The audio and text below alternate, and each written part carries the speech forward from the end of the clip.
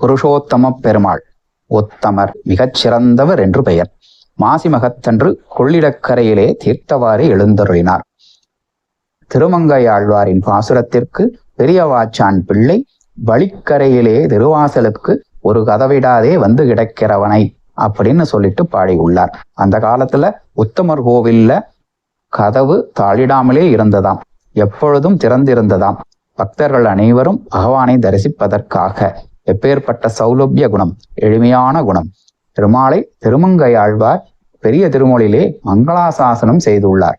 பேரானை குறுங்குடி என் பெருமானை, திருத்தங்கள் ஓரானை கரம்பனூர் உத்தமனை அப்படின்னு சொல்லிட்டு உத்தமன் என்று அழைத்துள்ளார். ஆண்டாள் ஓங்கி உலகளந்த உத்தமன் என்று அழைத்துள்ளார் அல்லவா? அதை போன்று இவர் இந்த பெருமாளை உத்தமன் என்று அழைத்துள்ளார். எப்பேற்பட்ட பெயர் பொருத்தம்! இந்த ஊருக்கு திருக்கரம்பனூர், திருக்கதம்பனூர் என்றும் பெயர் உண்டு. கதம்ப மர ரூபத்திலே பெருமாள் இருந்தார். பிரம்மன் அவருக்கு அபிஷேகம் செய்து பெருமாளுடைய கடாட்சத்தை பெற்றார். கதம்ப மகரிஷிக்கு காட்சி அளித்தபடியால் இக்ஷேத்திரம் திருக்கதம்பனூர் என்றும் கதம்பக்ஷேத்திரம் என்றும் அழைக்கப்படுகிறது. தாயார் ஸ்ரீ பூர்ணவல்லி தாயார். இவரை தரிசித்தோம் என்றால் அன்னத்திற்கு எப்பொழுதும் குறைவிருக்காது. எம்பெருமானுடைய தீர்த்தவாரி சேவையை அனுபவிப்போமாக. சர்வம் ஸ்ரீ கிருஷ்ணார்ப்பணமஸ்து.